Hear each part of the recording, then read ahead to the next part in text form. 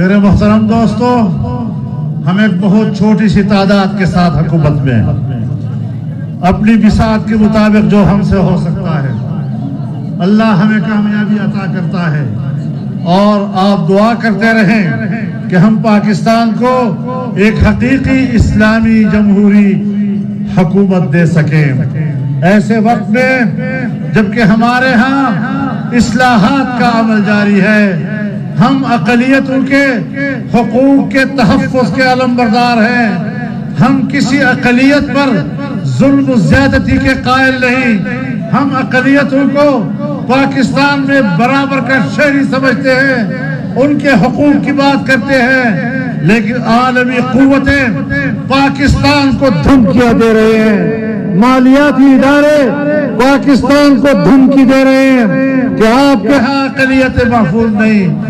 یہ پانی کو گدلا کرنے کی کوشش ہے، ایک نام نہاد قسم کا الزام ہے۔ میں صرف ایک بات پوچھنا چاہتا ہوں، وہ انسان کی انسانی حقوق کی بات کرنے والوں، وہ عالمی طاقت ہو، امریکہ ہو یا ناٹو ممالک ہو، میں ناٹو کی دنیا سے بھی کہنا چاہتا ہوں، میں امریکہ کی دنیا سے بھی کہنا چاہتا ہوں، تم نے افغانستان میں 20 سال تک انسانیت کا خون بہایا، تم نے امارت اسلامیہ کی حکومت کا خاتمہ کیا، تم نے افغانستان میں جارحیت کی، تم نے گوانٹانامو بے میں انسانیت کے ساتھ جو سلوک کیا وہ کون سے انسانی حقوق تھے؟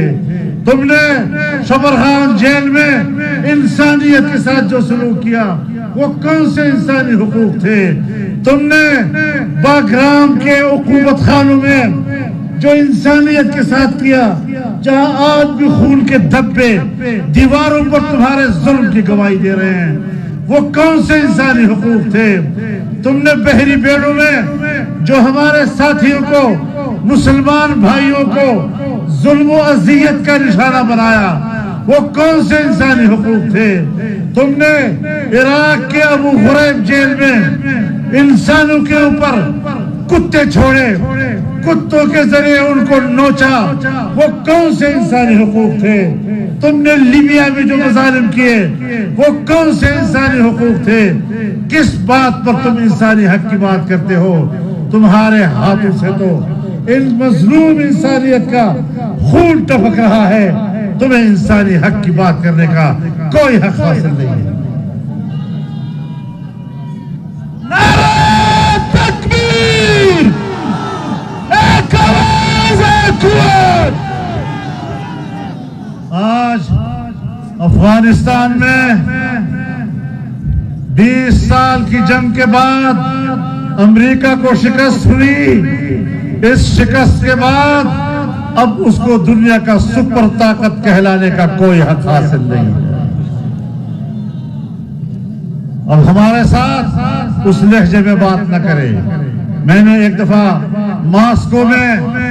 ماسکو کی پارلیمنٹ کی خارجہ کمیٹی سے کہا تھا، اور وہاں ایک کمیونسٹ پارٹی کا ایک نمائندہ ان کی سربراہی کر رہا تھا، کچھ بڑے روب ڈانپ سے باتیں کر رہا تھا، پاکستان کے خلاف شکایتیں کر رہا تھا۔ میں نے کہا بات سنو، اب تم سوویت یونین نہیں ہو، اب تم رشین فیڈریشن ہو، اپنے لیول پر بات کرو، اب تم عالمی قوت نہیں رہے ہو۔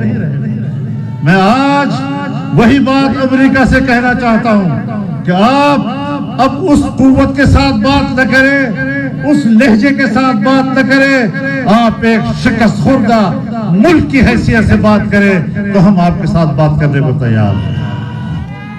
مرد آباد، مرد آباد، امریکہ مرد آباد، مرد آباد، مرد آباد۔ ہم نے ہمیشہ ایک بات کہی ہے، اور میرے ساتھیوں تمام زندگی آپ میرا ایک جملہ یاد رکھتے ہیں کہ ہم کسی بھی ملک کے ساتھ برابری کی بنیاد پر دوستی کے قائل ضرور ہیں، لیکن ہم اگر انکار کرتے ہیں تو آقا اور غلام کا انکار کرتے ہیں۔